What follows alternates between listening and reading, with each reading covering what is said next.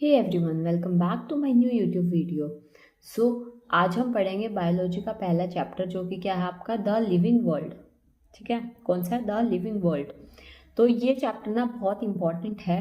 Almost हर competitive exam वगैरह में इसके क्वेश्चंस आते रहते हैं, जैसे कि एसएससी हो गया, DSSS हो गया, है ना, रेलवे वगैरह का हो गया, या फिर आपके जो बेसिक नीट वगैरह के क्वेश्चंस होते हैं ना, नीट में जो बेसिक बेसिक क्वेश्चंस आते हैं उसमें भी इसमें से आते हैं। ठीक है, तो चलो आज शुरू करते हैं हम इसको डिटेल में। तो हम स्टेप बाय स्टेप इसको पूरा पढ़ने वाले हैं। तो चलो, हमें सबसे पहले एक चीज़ देखनी पड़ेगी। क्या? वो क्या है कि जो लिविंग है वो क्या होता है। What is living? लिविंग होता है बेसिकली, मतलब जो आपके लिविंग ऑर्गेनिजम्स होते हैं ना, वो डिफरेंट होते हैं। किससे different? From non living objects. ठीक है, किससे डिफरेंट होते हैं? नॉन लिविंग ऑब्जेक्ट्स वगैरह से डिफरेंट होते हैं। ठीक है, और जो मतलब लिविंग के मेन मेन आपके फीचर्स हैं वो क्या क्या होते हैं? वो होते हैं ग्रोथ हो गया, रिप्रोडक्शन हो गया, मेटाबॉलिज्म हो गया, है ना, सेलुलर ऑर्गेनाइजेशन हो गया, या फिर कॉन्शियसनेस हो गया। ठीक है, ये सब आपके क्या है? ये आपके मेन मेन फीचर्स हैं। अगर हम एग्जाम पॉइंट ऑफ व्यू से देखेंगे तो हमारे इसमें क्या होता है ना कि जैसे जो आपका मेटाबॉलिज्म है और जो आपका कॉन्शियसनेस है, ये दोनों जो होती है ना, दोनों फीचर्स सबसे ज़्यादा इंपॉर्टेंट हैं, क्योंकि मतलब ये केवल ना लिविंग ऑर्गेनिजम्स वगैरह के अंदर ही पाए जाते हैं। किस लिए इंपॉर्टेंट है? क्योंकि ये आपके जो भी दोनों फीचर्स हैं, मतलब मेटाबॉलिज्म हो गया, कॉन्शियसनेस हो गया, ये दोनों कहाँ मिलते हैं? आपके लिविंग ऑर्गेनिजम्स के अंदर ही मिलते हैं, नॉन लिविंग में नहीं मिलते। ठीक है, तो चलो स्टार्ट करते हैं। हमारा फर्स्ट टॉपिक क्या है? ग्रोथ। तो बताओ ग्रोथ होता क्या है? वैसे ग्रोथ बहुत लेंदी टॉपिक है, ठीक है, लेकिन मैं आपको एक शॉर्ट नोट में बता रही हूँ सारी चीज़ें, मतलब जितना आपके एग्जाम्स के लिए आपका इम्पॉर्टेंट है उस मैनर में। ठीक है, तो बेसिकली आप मुझे एक चीज़ बताओ, जो ग्रोथ होती है वो क्या होती है? ग्रोथ मतलब होता है जो लिविंग ऑर्गेनिजम्स होते हैं ना, ग्रो करते हैं बाय सेल डिवीजन से।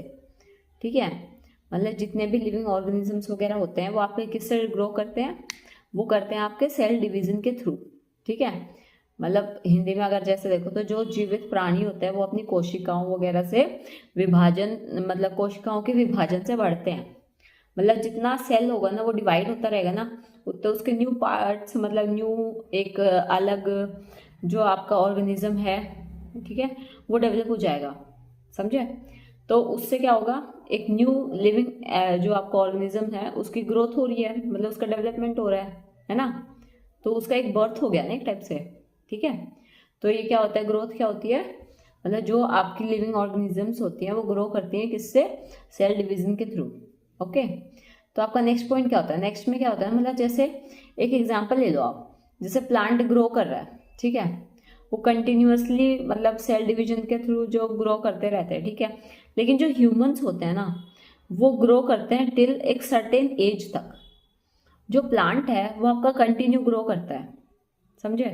और जो ह्यूमन बींग्स होते हैं उनका जो ग्रो करने का टाइम पीरियड होता है वो एक स्पेसिफिक होता है ना, कि एक स्पेसिफिक एज ग्रुप होता है। जैसे उस ग्रुप तक ही जो ह्यूमन बींग्स होते हैं, जो भी ह्यूमंस होते हैं वो डेवलप होते हैं, है ना। ठीक है, तो समझ आया? और जो नॉन लिविंग थिंग्स होती है ना, वो भी बढ़ सकते हैं, जैसे क्रिस्टल्स वगैरह हो गए, लेकिन उनकी ग्रोथ ना बाहर से नहीं होती। समझे? मतलब आप लोग एक चीज देखो, जब आप कोई ह्यूमन बींग है या कोई प्लांट है, वो जब बढ़ रहा होता है तो आप सबको पता चलता है ना, उसकी जब भी ग्रोथ होती है, चाहे थोड़ी हो चाहे ज्यादा हो, तो उसकी जब भी ग्रोथ होगी वो आप सबको पता चलता है कि हाँ भाई उसकी ये ग्रोथ हुई है, उसमें इतनी चेंजेस आए हैं, ये सब चेंजेस आए हैं। लेकिन जितनी भी आपकी नॉन लिविंग थिंग्स होती है ना, उनमें मतलब वो भी बढ़ती हैं, हर कोई नहीं बढ़ती, कोई स्पेसिफिक मतलब ऐसे जैसे क्रिस्टल वगैरह हो गया, लेकिन वो बढ़ते हैं। ठीक है, लेकिन उनकी ग्रोथ ना अंदर से होती है, वो दिखती नहीं है, उसको हम आइडेंटिफाई नहीं कर सकते। ठीक है, ये समझ आ गया? तो नेक्स्ट टॉपिक हमारा है क्या? Reproduction.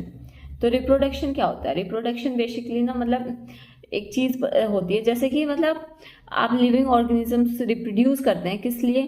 To give rise to offsprings, है ना, मतलब जो उनकी संतान वगैरह होती है, मतलब जैसे हिंदी में हम एक्सप्लेन करें तो उनकी उनको उत्पन्न मतलब उत्पन्न करते हैं, उसकी क्षमता होती है उनके पास। ठीक है, मतलब प्रॉपर हिंदी वर्ड्स प्लीज़ आप आइडेंटिफाई कर देना, आप सर्च करके अच्छे से, ठीक है। तो आप एक चीज़ बताओ, मतलब रिप्रोडक्शन बेसिकली होता क्या है? आप सबको पता है कि मतलब जितने भी लिविंग ऑर्गेनिजम्स होते हैं वो ही रिप्रोड्यूस करते हैं, है ना, नॉन लिविंग तो नहीं करते।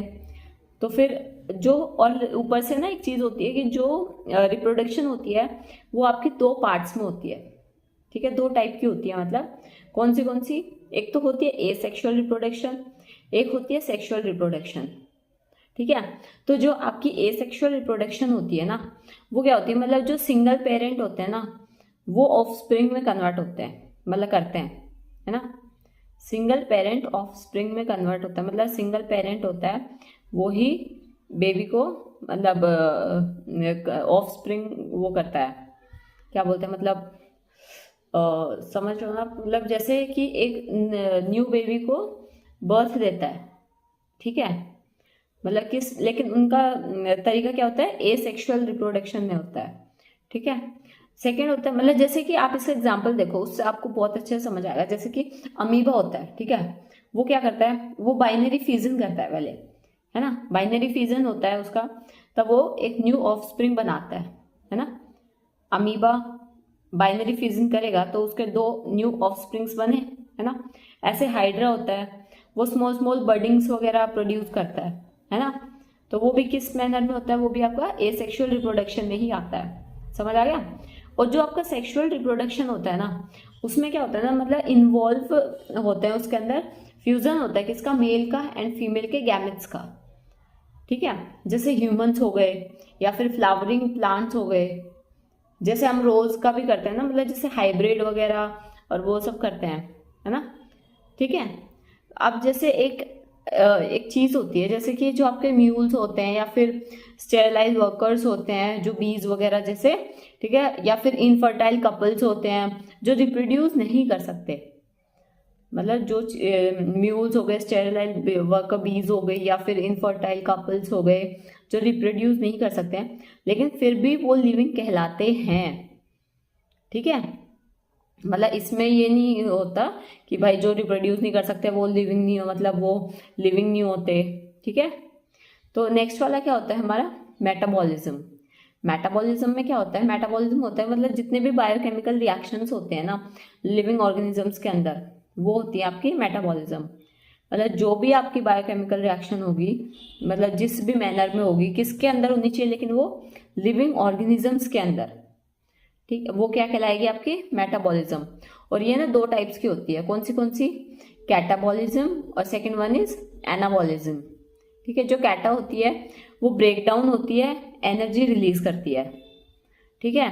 और जो एनाबॉलिज्म होती है वो वाली बिल्डअप होती है और न्यू मॉलिक्यूल्स को फॉर्म करती है, ठीक है। और जो जितने भी नॉन लिविंग आपके होते हैं ना, मतलब नॉन लिविंग ऑर्गेनिजम्स वगैरह, मतलब ऑब्जेक्ट्स वगैरह जैसे, उनमें मेटाबॉलिज्म एब्सेंट होता है, समझे। उसमें क्या होता है आपका जो भी मेटाबॉलिज्म वगैरह होएगा उसमें वो आपका एब्सेंट होएगा, उसके अंदर नहीं होता है, ठीक है।